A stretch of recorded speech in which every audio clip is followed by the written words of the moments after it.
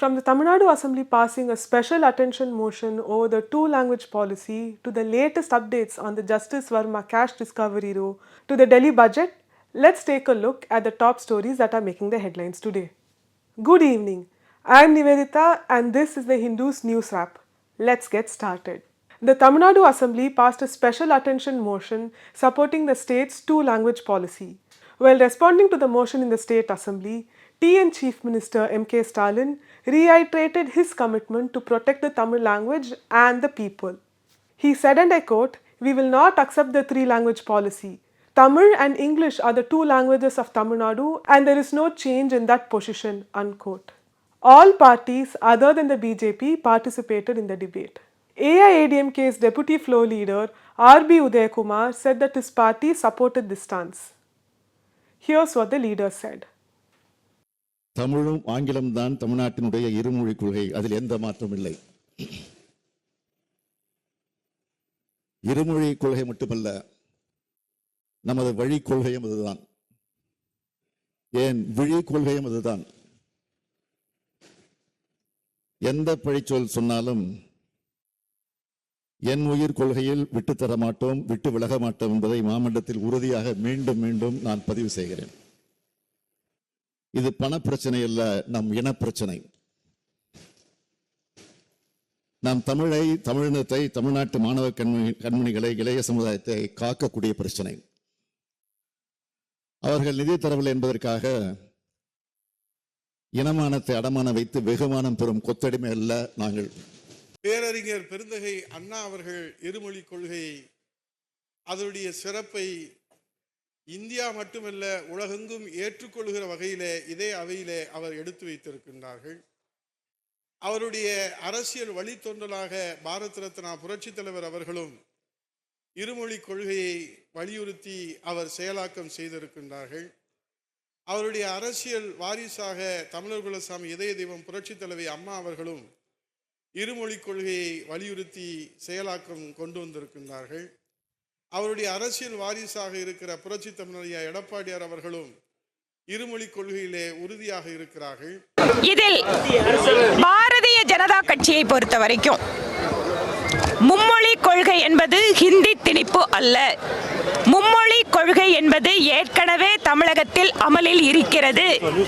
தனியார் கல்வி நிறுவனங்கள் 3 மொழிகளை குழந்தைகளுக்கு கற்பிக்கிறார்கள். எங்களுடைய கேள்வி எல்லாம், ஏற்கனவே 3 மொழிகளை படிக்கக்கூடிய வசதி படைத்த மாணவர்களுக்கு அந்த வாய்ப்பு கிடைக்கின்ற பொழுது இருமொழி கொள்கை என்று அரசாங்க பள்ளிக்கூடத்தில் படிக்கின்ற ஏழை மாணவர்களுக்கு அந்த வாய்ப்பு மறுக்கப்படுவதால் தான் சமக்கல்வி என்கின்ற அந்த பிரச்சாரத்தை முன்னிறுத்து பாரதிய ஜனதா கட்சி மக்களிடம் விழிப்புணர்வை ஏற்படுத்திக் கொண்டு அவர்களுடைய ஆதரவை பெற்றுக் கொண்டிருக்கிறது. Rajya Sabha Chairman Jagdeep Dhankhar met floor leaders of various political parties at the Parliament House today to decide on the course of action the House should take on the pleas by some MPs seeking a discussion on the alleged discovery of cash from the Delhi High Court Judge Justice Varma's residence. The Hindu reported that both the government and the opposition agreed on the need for an alternative to the present collegium system of appointment. However, the leader of the opposition in the Rajya Sabha and Congress President Mallikarjun Kharge placed the onus on the government to clarify its position on the issue.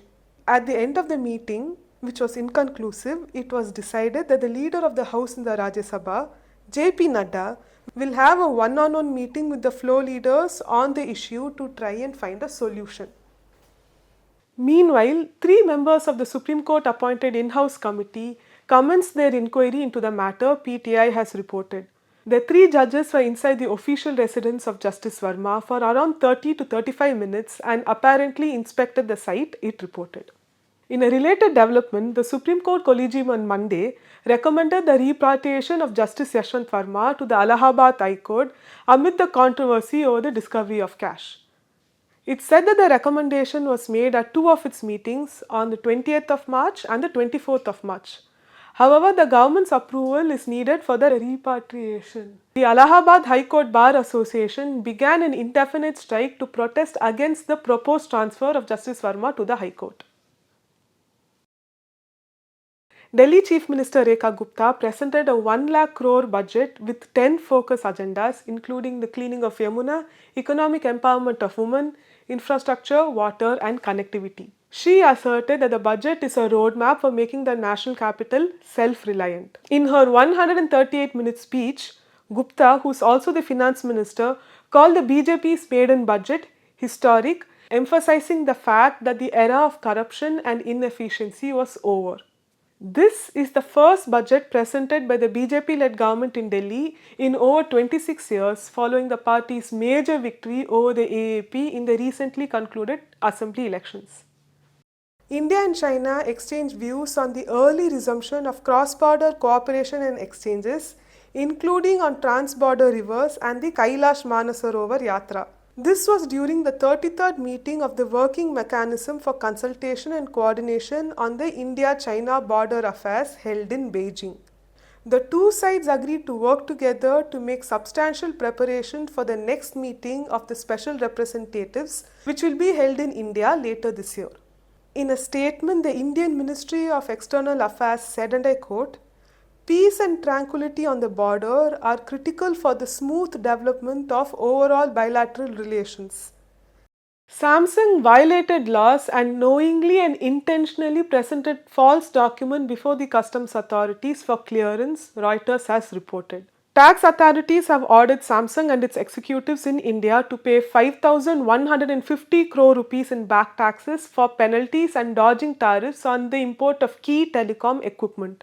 The demand represents a substantial chunk of last year's net profit of 8,194 crore rupees for Samsung in India, where it is one of the largest players in both the consumer electronics and smartphone market. Samsung has pushed India's tax authorities to drop the scrutiny, saying that the component did not attract tariffs and the officials had known the classification in practice for years. But custom authorities disagreed, the Reuters report says. In a statement, Samsung said, and I quote, "The issue involves the interpretation of classification of goods by customs," and added that it complies with Indian laws. "We are assessing legal options to ensure our rights are fully protected," it said.